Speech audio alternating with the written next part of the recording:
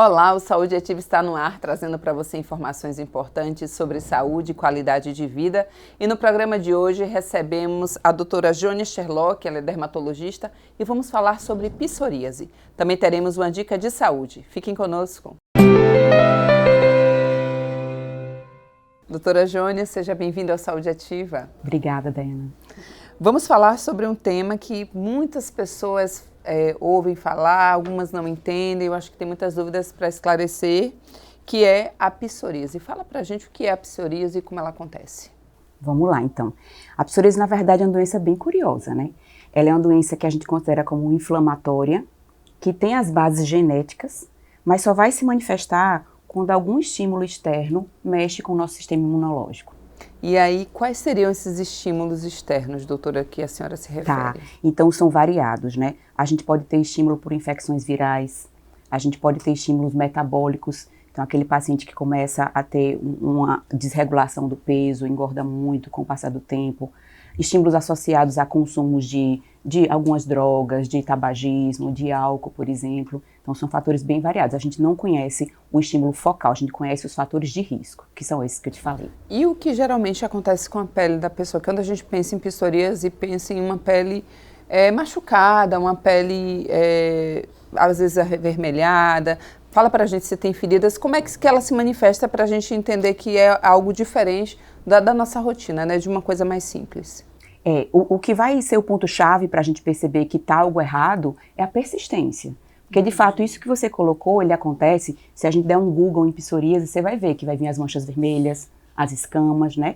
Então, assim, persistiu com esse padrão de lesão, viu que esse padrão de lesão, ele é simétrico. O que é isso? Acontece de um lado, se reproduz no outro, aí você começa a acender o alerta que pode ser psoríase. Então, isso é uma curiosidade, essa questão do padrão. Sim. Geralmente é de um mesmo lado, acontece no mesmo local no outro, doutora? Isso eu não sabia.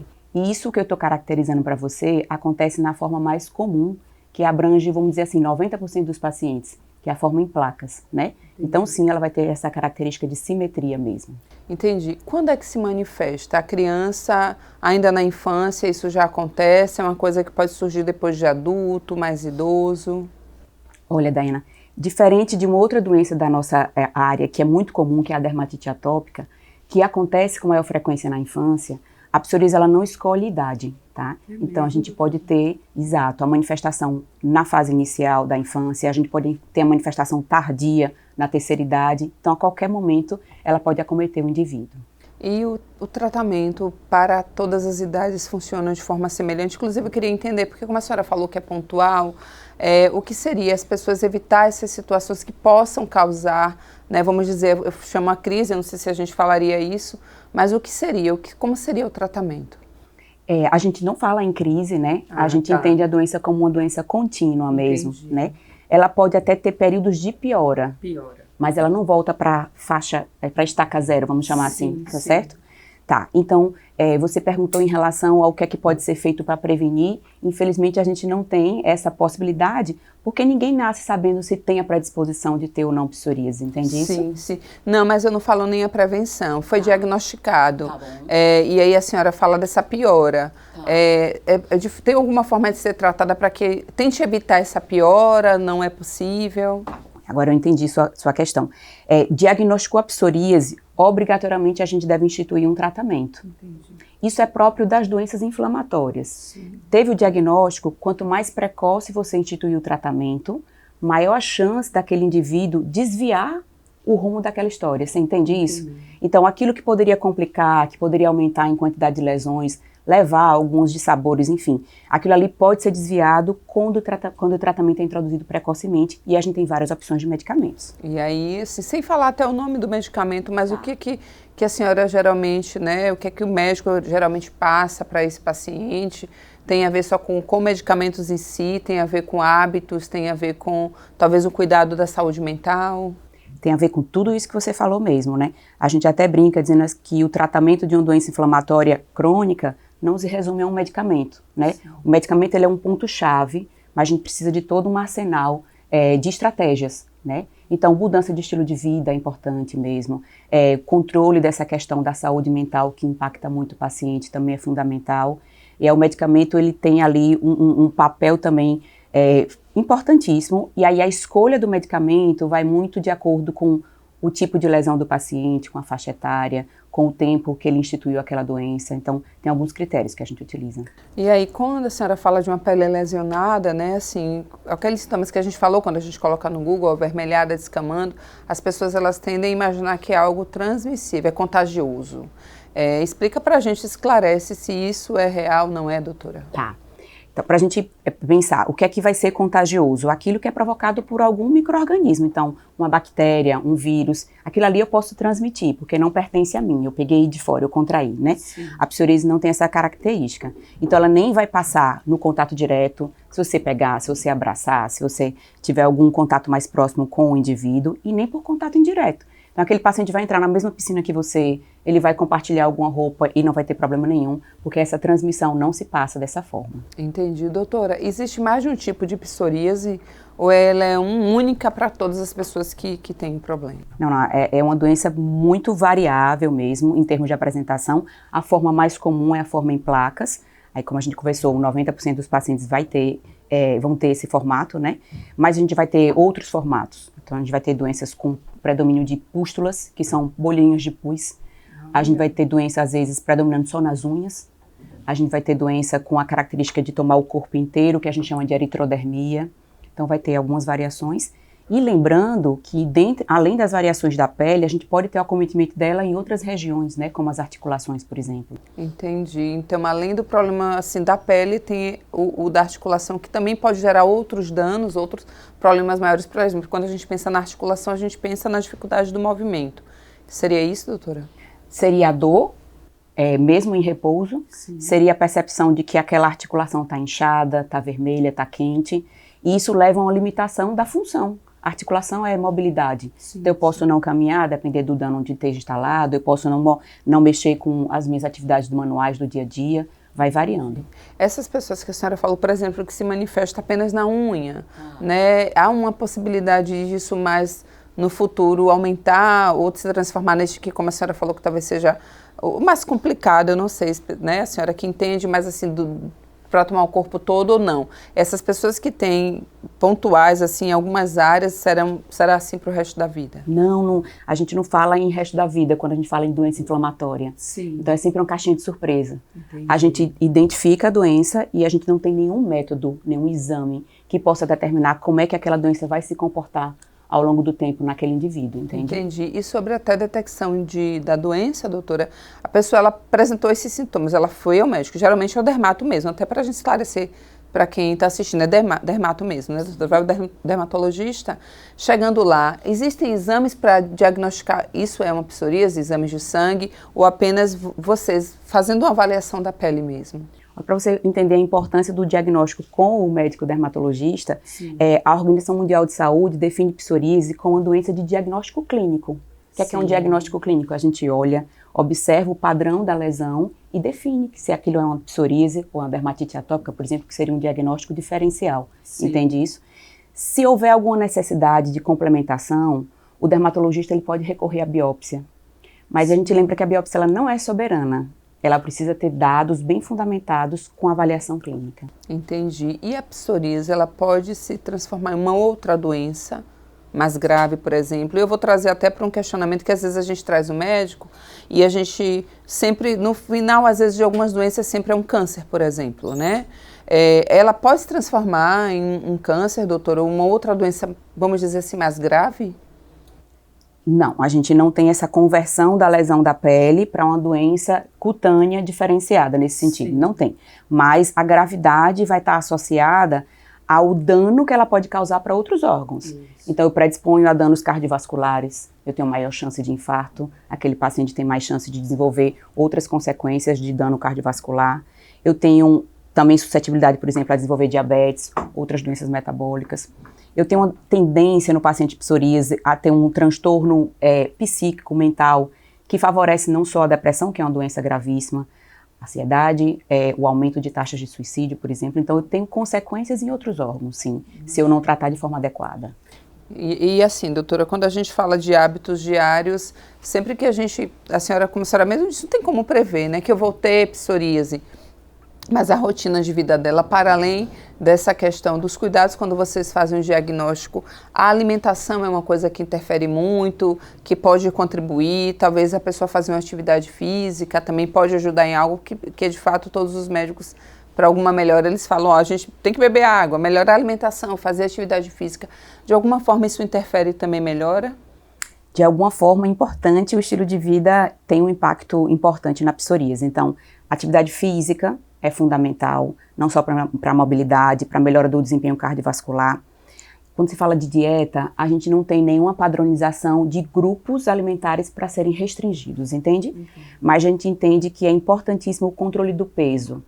Então, a dieta para psoríase, ela é direcionada para esse déficit calórico se o indivíduo tiver um sobrepeso ou uma obesidade. Entendi. Aí ele vai ter benefício, tá? Entendi. Mas não existe nenhum grupo específico que vai ser considerado determinante na evolução daquela doença. Eu queria só que a senhora até esclarecesse, porque como a senhora falou muito, até eu fiquei curiosa. A gente está falando aqui de psoríase, mas a senhora fala dermatite atópica, né? Eu disse, como é que eu posso até perceber que, ou para ter uma diferença, se a senhora pudesse citar. Claro que eu sempre falo aqui que é importantíssimo, doutora, a visita ao médico, né? Porque às vezes a pessoa apresenta algum sintoma e eu digo, o vizinho está fazendo uso de tal medicamento, ele vai lá e usa, bota lá na busca na internet, vai lá e sem ir, e o quadro inclusive pode se agravar. Mas assim, o que a gente pode perceber? Isso aqui pode ser uma psoríase, eu sei que é o diagnóstico da senhora, mas a dermatite atópica. A dermatite atópica é uma outra condição inflamatória e ela vai ter algumas características que são, assim, indispensáveis para o diagnóstico. Uma dessas características, além da vermelhidão, que também pode estar ali presente, é a coceira. A coceira ela é fundamental no diagnóstico da dermatite atópica e muitas vezes, num quadro clássico, a localização é diferente da psoríase. Sim. A psoríase prefere as áreas extensoras, que seria, por exemplo, o cotovelo, quando a gente pensa num braço. Sim. A dermatite atópica prefere as áreas de dobras, que seria a dobra, por exemplo, do cotovelo. Então, isso de uma forma bem genérica, né? Sim. Porque quando me pergunta assim, como é que eu faço para saber se eu tenho psoríase? Sim. Eu digo, olha, você pode suspeitar com essas características, mas você só vai saber se você tiver uma confirmação com um especialista. Por isso que eu sempre reforço essa importância da consulta, né?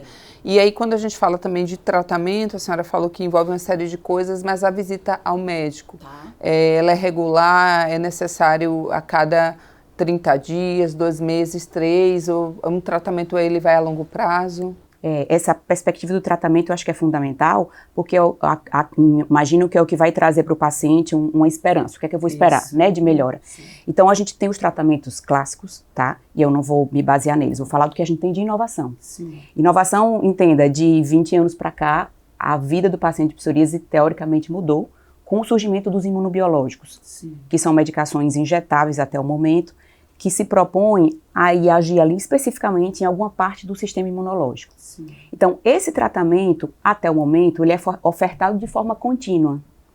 Essa observação vai depender da resposta. O paciente respondeu muito bem, como é que eu vou conduzir?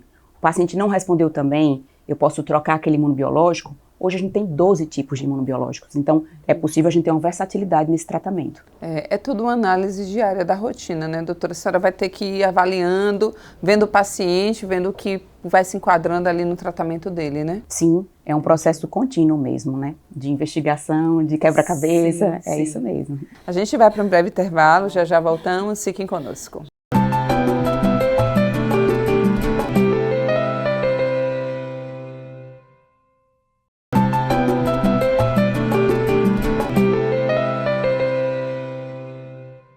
Estamos de volta com Saúde Ativa. Hoje o nosso bate-papo é com a doutora Jônia Sherlock. Estamos falando sobre psoríase. Se você perdeu o primeiro bloco, não tem problema algum. Vai lá em nosso canal do YouTube, coloca a Câmara Municipal de Aracaju e você pode assistir a reprise deste programa e de outros. Semanalmente a gente traz aqui um profissional da área da saúde para esclarecer uma dúvida para você. Doutora, a gente encerrou o primeiro bloco falando sobre tratamento, né? E aí quando até eu falei para o resto da vida, a doença e tal, o problema, a senhora falou assim, não, olha, não podemos pensar como para o resto da vida, mas assim, em algum momento da fase da pessoa, ela tem uma cura, mas é uma coisa que ela vai precisar realmente, de fato, assim, tratar ao longo da vida toda dela, doutora? A gente ainda não fala em cura da psoríase. Sim. É ainda mesmo, porque tem muita evolução acontecendo, mas o que a gente fala hoje é da possibilidade do paciente com psoríase conviver com uma melhora de 90% a 100% das lesões, tá? Sim. Com as novas medicações que são os imunobiológicos, a depender da resposta do paciente e de outras variáveis, ele pode sim ter um controle em uso da medicação, um controle próximo ao absoluto. Entendi. Nesses casos, as pessoas que têm a psoríase no dia a dia, na rotina dela de cuidados da pele, uma pele que ela pode receber hidratação normal, como a gente, né, que não tem a psoríase recebe, protetor solar precisa ser, de fato, mais frequente. Existe algum cuidado específico para essas pessoas? Hidratação, ela vai ser sempre bem-vinda. Lembra que a pele do paciente com psoríase, ele descama. Sim. E esse processo de descamar traz muito constrangimento para o paciente. Então, trazer o hidratante, ele vai, vamos chamar assim, ele vai dar uma colada naquelas escamas. Sim. E isso, cosmeticamente, é melhor, né, para aquele indivíduo. Em relação à exposição solar e ao uso do protetor solar, um dos tratamentos da psoríase é a utilização de luz em câmaras, tá? Só que essa utilização de luz em câmaras, ela é feita de forma regulada. Então, às vezes o paciente confunde que ele deve ter uma exposição solar descontrolada, né? Quanto mais Sim. sol, melhor, né? Então, a gente não tem esse quantitativo. Quanto mais sol, melhor as lesões da psoríase, a gente não tem. Só que uma certa estimulação, assim, da exposição solar pode ser bem-vinda para alguns casos. Entendi. E aí vai analisar cada caso para a senhora também explicar, né? Quando a gente fala, inclusive, da psoríase e da questão da autoestima, a senhora falou recentemente, assim, uma pele que descama, há um constrangimento, né, do paciente nos ambientes, porque aquela pele está descamando. É importante esse cuidado, eu trago novamente a questão, né, de como tratar, mas a importância do cuidado, assim, da saúde mental desse paciente, ele precisa ter um acompanhamento. A senhora sempre indica para todos os pacientes desse acompanhamento psicológico, doutora? Você sabe que não é muito fácil para a gente que é dermatologista trazer isso numa receita médica. Vá ao psicólogo, vá ao psiquiatra. Imagina. A gente tem que ter muito bom senso ali na medida do próprio paciente. Ele vai trazendo isso para a gente no dia a dia.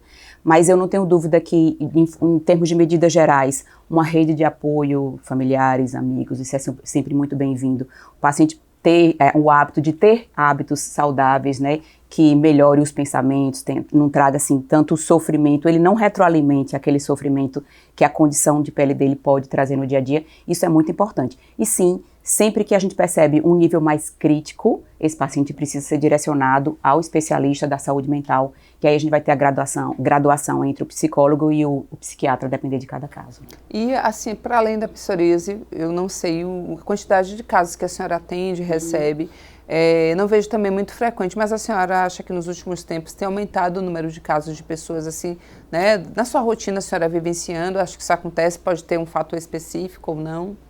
A gente tem uma estimativa de até 2% da população brasileira, né? E essa é uma estimativa mundial também, ter psoríase. Então, não é uma doença pouco significativa em termos de números, ela é expressiva sim. Eu imagino que à medida que a gente fala mais, a oportunidade que você está dando aqui é muito boa, quando a gente divulga mais sobre a doença, mais pessoas sabem que tem e podem procurar atendimento. Isso aumenta a estatística, entende? Então, a procura, não é que houve mais casos, é que eles passaram a ser diagnosticados.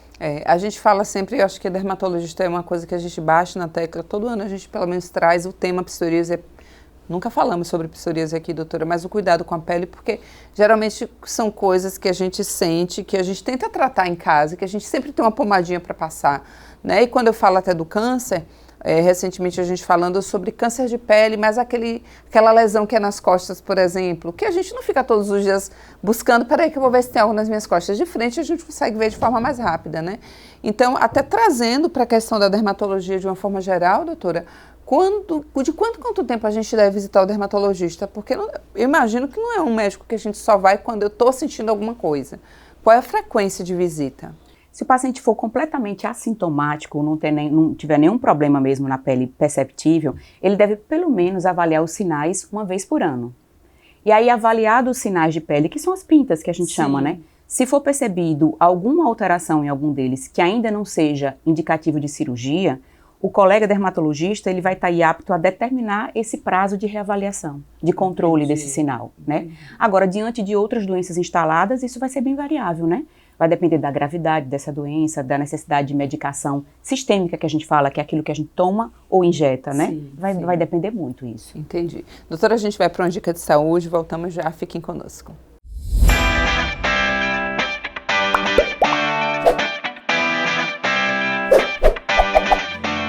Cuidados com a pele no verão. Durante o verão, os cuidados com a fotoproteção da pele têm que ser redobrados. A gente vive numa região, num país com alta incidência dos raios ultravioletas e por isso a fotoproteção deve existir, deve acontecer e diariamente, independente do clima, independente do tempo. Então, mesmo em dias nublados, dias chuvosos, a gente precisa manter a fotoproteção. Como é que a gente deve fazer? Evitar a exposição, principalmente entre os horários de 10 a 16 horas, usar o filtro solar diariamente. E aí o filtro solar deve ser aplicado em todas as áreas que ficam expostas ao sol, então não só o rosto, mas orelhas, pescoço, o dorso das mãos muita gente esquece. Então até nos pés a gente nunca lembra, né? Mas é uma área muito importante de ser fotoprotegida. E essa fotoproteção deve acontecer durante todo o dia. E reaplicar o protetor a cada 2 ou 3 horas e toda vez que a gente suar intensamente ou que toma um banho de praia, um banho de piscina, são momentos em que a gente precisa reaplicar esse fotoprotetor. O FPS é importante também a gente prestar atenção nesse número, nesse valor, porque deve ser idealmente 30 ou acima de 30, para que a gente tenha uma proteção adequada dessa pele. Os fotoprotetores atualmente existe uma diversidade imensa no mercado e seja branco, seja com cor, seja aquele específico para pele oleosa ou para pele seca. Então, se você tem dúvida em qual tipo de protetor escolher, você pode procurar um especialista para te orientar, mas o importante é usar. Além do fotoprotetor, a gente deve também usar chapéus, usar blusas, principalmente blusas que cubram áreas que ficam mais expostas, então blusa de manga comprida ou que seja principalmente de algodão. O algodão acaba protegendo, acaba tendo uma proteção contra a maioria dos raios ultravioletas, ou se puder, se for um dia de exposição mais intensa, como um dia que a gente vai à praia ou vai à piscina, aquelas blusas com proteção UV. E é isso. Então, esses cuidados são importantes. Beber muita água durante o verão também e durante todo o ano é muito importante e isso contribui para a saúde da sua pele.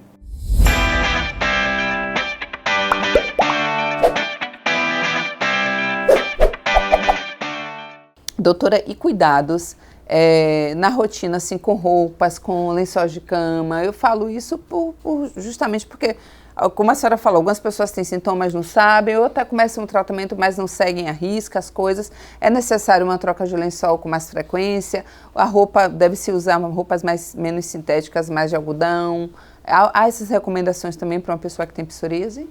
Não, essas recomendações, elas existem para as pessoas com dermatite atópica, né? Olha que a gente confunde com frequência isso, né?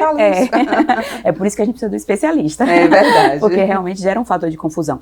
Para psoríase especificamente, não há benefício em você ter essa troca, cuidado com algum tecido sintético, nada nesse sentido. Entendi, não é necessário. Na sua rotina de consultórios de atendimentos, existem outros problemas de pele, assim, muito comuns que a senhora observa e que também podem ser causados por falta de cuidado na nossa rotina ou que realmente estão aumentando, assim, os casos? Olha, é difícil você perguntar isso para um dermatologista porque a gente vê aqui doenças de pele e o objetivo do consultório é atender casos novos mesmo, né? Então a gente tem frequências variadas de dermatoses diferentes. De forma assim, sazonal, que seria assim, a depender dos meses mais quentes ou mais frios, a gente pode sim ter uma variação do predomínio das doenças que chegam pra gente. Isso pode acontecer, tá? Mas as doenças crônicas, né, essas doenças inflamatórias, aí eu cito novamente a psoríase, cito novamente a dermatite atópica, essas vão pra gente o ano inteiro. Entendi. É porque assim, os casos vão acontecendo, como a senhora disse, ninguém programa, né, doutora? Sim.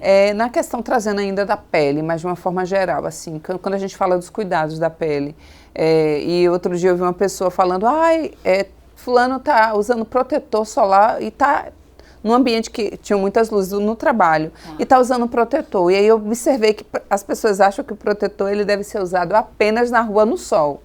Fala pra gente, né, a necessidade, se é diária, se eu estou num ambiente como aqui cheio de luzes, se é importante, não é? Como é que é?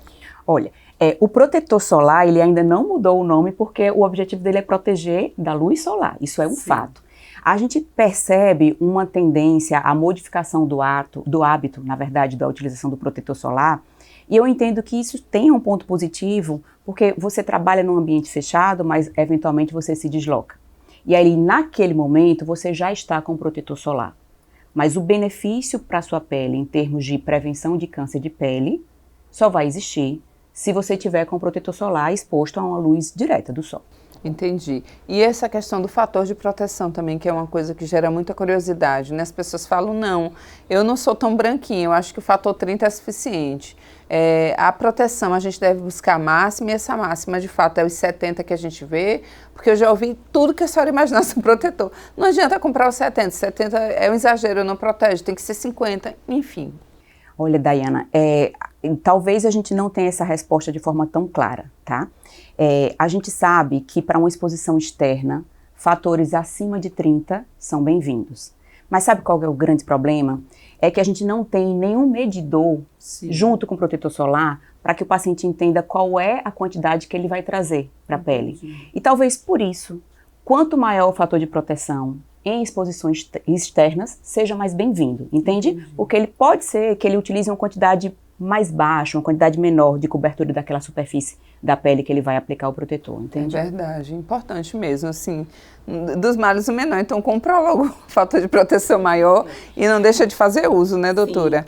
Sim, e sol, assim, quando a gente fala de horário de exposição, tem gente como eu, vive muito tempo assim, eu vou porque eu quero ficar bronzeada, então eu vou naquele horário que está bem forte o sol, mas existe um horáriozinho que seria o melhor para que você pegue uma corzinha, mas não fique tão exposto?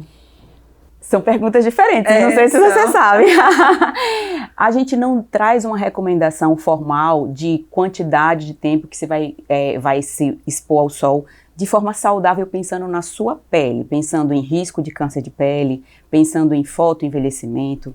Bom, esse é o primeiro ponto. A segunda questão, eu não sei se você sabia e se quem está ouvindo a gente também tinha esse conhecimento, a utilização do protetor solar não vai limitar a sua alteração da cor em termos de bronzeamento. Não limita, tá? Por quê? As pessoas acham que limita. Olha, eu vou te dizer por que não. Quem corre sabe muito bem, por exemplo, quem está fazendo atividade física em ambiente externo, percebe que está protegido, que não está queimado com aquela tonalidade avermelhada, nem ardido, mas existe a marca da roupa ali. Não é verdade? Verdade. Isso tem uma justificativa.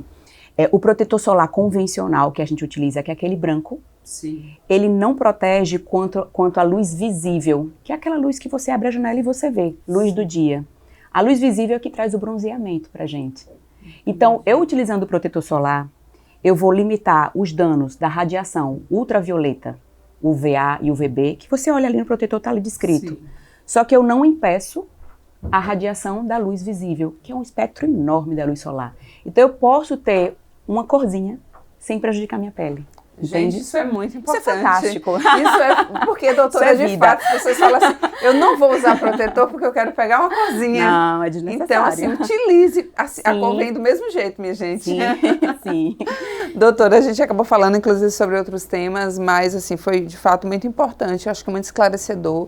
E para vocês, inclusive, que nos assistem, percebeu que tem algo diferente, como a doutora falou, alguns sintomas, é importante buscar um médico, não faça uso de nenhum medicamento, né, doutora, sem a ajuda de um médico, porque, como a gente falou, o problema pode inclusive aumentar, mas eu agradeço muito, mas antes eu queria que a senhora falasse para quem nos assiste, né, que acabou de descobrir que tem psoríase ou já está fazendo tratamento há algum tempo, que eu sei que não é fácil lidar com o problema, mas assim, uma mensagem de alerta, eu queria 2 mensagens, se é possível, né, a gente reforçar o alerta da busca, da ida regular ao médico, e para as pessoas que nos assistem que têm um problema de que não é que há uma solução, como a senhora disse, que é um tratamento, né, por um longo tempo, mas que há sim formas de ela viver com qualidade de vida. A primeira mensagem em relação ao tratamento é que quanto mais precoce aquele indivíduo puder buscar o tratamento com um especialista, melhor. E a gente lembra que as medicações inovadoras, que são os imunobiológicos, eles estão disponíveis inclusive no SUS. Então a gente pode tratar o paciente independente do ambiente, da condição social, do acesso à saúde que ele tenha. Esse é o primeiro dado, então não dá para a gente desistir. E esses medicamentos, nem todas as pessoas conhecem, eles de fato revolucionaram o tratamento da psoríase, e no uso adequado deles, a gente pode atingir condições de ausência de lesões da pele. Esse é o primeiro dado. Daí o segundo dado é tão curioso, porque a condição da pele por si só, ela não traz uma limitação funcional para aquele indivíduo. Então ele não deixa de ter as mesmas habilidades, o mesmo raciocínio cognitivo, entende? Não deixa. Parece que o que mais emperra a vida daquele paciente é o medo daquela condição, o medo do olhar das outras pessoas, o medo do julgamento. Então, essa é uma condição que está ali dentro, desenvolvida ali no dia a dia, né? A gente aduba os nossos medos, né? Na verdade, no dia a dia, eles crescem de forma desproporcional mesmo a algumas condições. Então, assim, se cercar de rede de apoio, se cercar de amigos, se cercar de familiares, ter bons hábitos, prazerosos mesmo, assim. Eu acho que a atividade física é alguma coisa que ajuda muito, porque ela vai liberar alguns mediadores de satisfação no nosso organismo, né? E, no final das contas, é acreditar que ele é muito maior do que aquela condição de doença. Isso eu não tenho dúvida. Eu não tenho dúvida mesmo que a psoríase é uma pedra no meio do caminho, mas o caminho é um caminho extenso para todo mundo. Então, tratando, isso acaba sendo mais leve, tá certo? Não tenha dúvidas. Eu ia encerrar, mas a senhora me deu só uma informação para um gancho para falar sobre a questão da rede pública. Tá, claro que a gente sabe que muitos nos assistem têm plano, mas outros dependem. Então, assim, ela também vai ele ou ela vai para uma consulta no dermatologista na rede pública e de lá há um direcionamento para o tratamento, doutora? Até para a gente tirar essa dúvida da população. Se ele for para a unidade básica de saúde, sim, o médico o assistente ali da unidade básica, ele pode encaminhar para o dermatologista. Sim. A gente sugere que ele encaminhe para o serviço de psoríase do ambulatório do Hospital Universitário, para que a rede entenda qual é a demanda real daquele paciente. Isso é uma sugestão, tá? Sim. Não é uma segurança que vai acontecer de forma rápida, mas é uma sugestão que se dê nesse formato, porque lá a gente vai ter realmente um serviço. A gente atende uma média de 40 a 50 pacientes com psoríase por semana. Então é um atendimento robusto que existe há muito tempo. Eu sou voluntária inicialmente do serviço desde 2014, então é um serviço que já existe há algum tempo mesmo.